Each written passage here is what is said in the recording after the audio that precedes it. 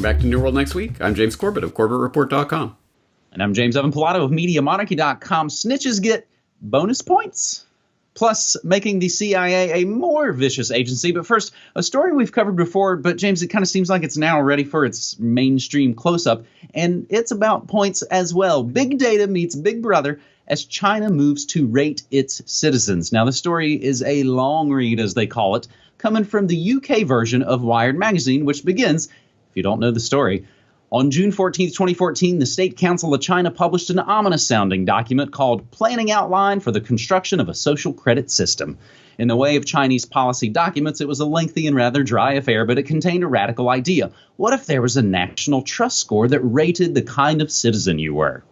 Imagine a world where many of your daily activities were constantly monitored and evaluated, what you buy at the shops and online, where you were at any given time, who your friends are and how you interact with them, how many hours you spend watching content or playing video games, and what bills and taxes you pay or not. It's not hard to picture because most of that already happens thanks to those data collecting behemoths like the Gulag and Fedbook and Instagram and health tracking apps like Fitbit. But now imagine a system where all these behaviors are rated as either positive or negative and distilled into a single number according to rules set by the government. That would create your citizen score, and it would tell everyone whether or not you were trustworthy. Plus, your rating would be publicly ranked against that of the entire population and used to determine your eligibility for a mortgage or a job and where your kids can go to school. Your kid. It's China, can go to school, or even just your chances of getting a date. A futuristic version of Big Brother out of control? Question mark? No, it's already underway in China, where the government is developing the Social Credit System, SCS, to rate the trustworthiness of its 1.3 billion citizens. For now, technically, participating in China's citizen scores is voluntary, but of course by 2020 it will be mandatory.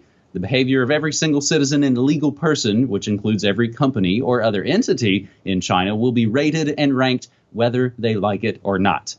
So, James, I think we're having trouble with the mutually exclusive things, a futuristic vision of Big Brother out of control. No, it's already underway. That doesn't exactly make sense to me. And again, it's been almost 2 years since you did, I think, the pretty great report, Sesame Credit, China's creepy new social engineering experiment. And now we've even seen shows like Black Mirror, now even on Netflix, to a much bigger audience. It was a smaller kind of BBC show. Now it's gone really big.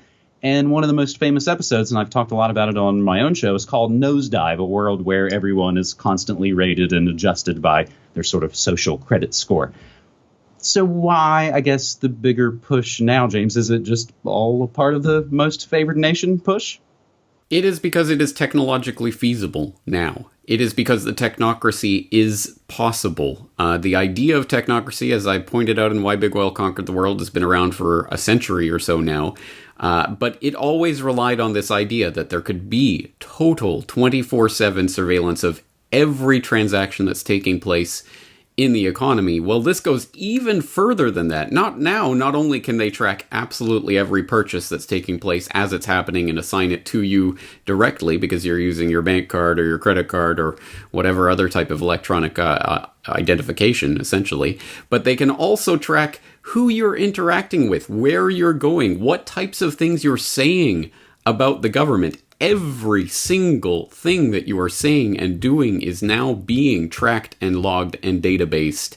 So they are now going ahead with what they've always wanted to do, which is to make it into a system whereby you are assigned points if you are good for the government, and if you are not good for the government, you are docked points, and if you get below a certain threshold, there will be ways of dealing with you. And at first, those ways of dealing with you may not be so harsh, but in the future nightmare scenario, would it be difficult to imagine how this power will be used by the worst people in society, the kakistocracy, to eliminate you from the gene pool one way or another because you are not a good citizen? I cannot state this seriously enough. We are at the point, as humanity, we are at the crossroads. Either we will become a free society of free human beings who will freely interact with each other, or we will live out Orwell's nightmare of the boot stamping on the human face forever.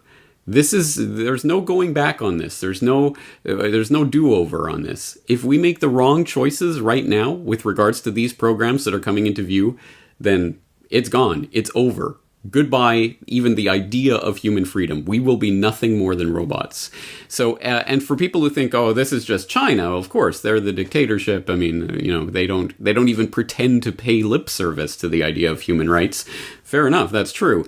But don't think it's not coming for you. As I followed up earlier this year with an article, it begins, Canadian government rolls out points to reward good citizens, talking about the Carrot app. But don't worry, it's for good things like, jogging and being healthy and taking your flu vaccine shots and all of that. So it is happening. It is already happening. And we are making the decisions whether we're going to go along with this or whether we're going to refuse these types of good citizen points. And trust me, this is the game for all the marbles, because if we make the wrong choice, it's over. You're exactly right. And so, we can, I often say we laugh to not cry, and we can have fun with putting Big Brother on the Big Trouble, Big Brother in Little China, but you're exactly right. And even just the words, you mentioned the Carrot app, of course, the implication of the stick as the enforcement. And think about it, like you said, they can eliminate you from the gene pool and steal your organs for massive organ harvesting projects that go on, as we've well documented in our hundreds of episodes of New World Next Week. This is episode 325 from New World Next Week. And we go from China over to the Netherlands, James. And this is a story submitted via a listener at hashtag New World Next Week. And again, people out there can submit stories, as we are not only crowdfunded, but also, of course, crowdsourced with our news as well. This is kind of a bad translation, and I'll explain a little bit about it as we get through it. It comes from the Netherlands News. Citizens can earn points by helping police find stolen cars. Citizens can photograph badges and make sure the car is stolen, whether the citizen is asked to look for a specific license plate in his area. With a hit, the detective can get points. The app is one of the projects under the Police of the Future. For example, the police is working on an app that professionalizes people's help in the search for a missing person. By mapping out what has already been sought, an area can be even more targeted, according to the Corps chief. The use of citizens for the search is a matter of discussion. Eelco Moorman, 29, who studied law, recently graduated from Erasmus University on this research. He believes that development in this area not only benefits. What are the disadvantages? You would not like to find out if the neighbor is watching you all the time with a camera to see if you're doing anything suspicious, but it's happening. If the police want to film or listen to people, there are all kinds of rules. For example, there must be permission from a prosecutor. For citizens, those rules are not. Now, bad translations aside, and I think it's interesting to note that the headline actually does say civilians, and of course that civilians means that we're in a militarized world, and you're either in the army or you're a civilian, which means you're probably going to be collateral damage. So, James, I'm not sure what you get with these points. Is it cash or trade or script at the company store or what? But as I started to dig around on the story, I can link us up to, and of course everything we say and play always included down in the show notes, the big, massive PDF from the Netherlands. Future of Police Missions, it is called, and fortunately, it is in very plain English. So we'll, again, include that so people can continue their research. As I was digging around and trying to, of course, find better translations and a little more context to this story, there's a related one that says, being excited by the neighbors does not feel good. Essentially, again, they're talking about the surveillance state and whether or not you can either be surveilled upon or you can watch everybody else, and it's just kind of dragging you into it. What this reminds me of, James, as I'm bumbling around, is your recent report. So you've decided to stop using Google, and actually this translation in this story was originally submitted by the listener using Google Translation, so that's pretty much what I started with. But I think we can find, as I dug a little bit more, really a couple of interesting parts before I throw it back to you, James. Fewer cars stolen in the Netherlands. Thefts dropped to historic low. I found this story from January of 2017 in the Netherlands. So if car thefts are at an historic low in the Netherlands, why the push to make everybody be snoops, huh, James? Yeah, good question. And again, I think this goes back to essentially the same, or a flip side of that same story we were talking about with China, It is the gamification of everything, making everything into a game so you can make citizenry into a good game, so you can become a good citizen by getting points, or you can get these points that you can use somehow for whatever purpose by snitching on your fellow citizens. That's exactly what they want to do, is to make this into a game so that people will have fun participating in it. And it's an exceptionally effective way of playing on basic human psychology, which you will know if you watched the recent revivification of my You Are Being Gamed podcast, which was from 7 years ago, but was recently put up on the Corbett Report Extras channel, made into a YouTube or a video by Brock West. So if you haven't checked that out yet, please do so. The aim is to gamify everything, make everything into a game so that people will have fun doing it. And with that trick, you can manipulate people into all sorts of behaviors, including becoming snitches, and actively going out and policing other people, because that's the most effective way to police a population, is not to have jackboots walking around the streets, but to make everybody into a police, deputize everyone so that they all feel like they're part of the system. It's exceptionally creepy the way that plays on our most basic human psychology. And again, people have to recognize this for what it is and see it as part and parcel of that same thing we were talking about in story 1. Yes, not jackboots, it's brown shirts, essentially. And James, I think you meant to say it's up on BitChute, I believe is the platform. That is exactly what I meant to say. Thank you. One related story to this before we move on to our third and final story this week is kind of a complicated one, so I just want to kind of mention it here. Mobile phone companies selling your number and location, and it gets down into some nitty-gritty of technology, but essentially it involves Verizon using sneaky links that bypass any of the securities on your phone and is leaking all of your information out, and it's a pretty stunning story. A lot of stunning stories on this New World Next Week episode as it gets deadly serious continually. Phoenix 2.0, CIA to unleash Vietnam-era terror campaign on Afghanistan. This via Moon of Alabama last week. The new head of the CIA, Mike Pompeo, who we originally knew just as the guy who helped write the DARK Act, denying Americans the right to know what kind of garbage genetically modified foods they're being eaten, of course, again, by the Rockefeller agenda. New CIA head Mike Pompeo publicly threatened to make the CIA a, quote, much more vicious agency, end quote, which is just mind-boggling. His first step towards that is to unleash CIA-sponsored killer gangs onto the people of Afghanistan. As the paper of record reports, the CIA is expanding its covert operations in Afghanistan, sending small teams of highly experienced officers and contractors alongside Afghan forces to hunt and kill Taliban militants across the country. The CIA's expanded role will augment missions carried out by military units, meaning more of the United States combat role in Afghanistan will be hidden from public view. Now, in not New York Times speech, this will be a mass murder campaign. People are going to be pulled out of their homes at night, vanished, eliminated, disappeared. It's been happening in Afghanistan for years, but on a relatively small scale. So far, the targets were, of course, Al-Qaeda, or Al-Qaeda as we know them, not the local insurgency. The new campaign will target the Taliban, a mass insurgency against U.S. occupation. Thus, it will be a mass campaign and will cause mass casualties.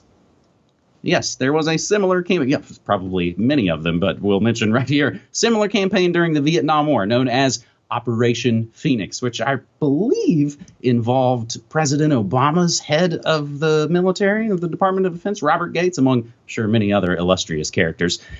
Then some 50,000 to 100,000 South Vietnamese, all suspected communists, were killed by the CIA's roving gangs. And there is a polished Wikipedia version that says Operation Phoenix was designed to identify and neutralize, via infiltration, capture, counterterrorism, interrogation, and assassination, the infrastructure of the National Liberation Front of South Vietnam, the NLF, or the Viet Cong.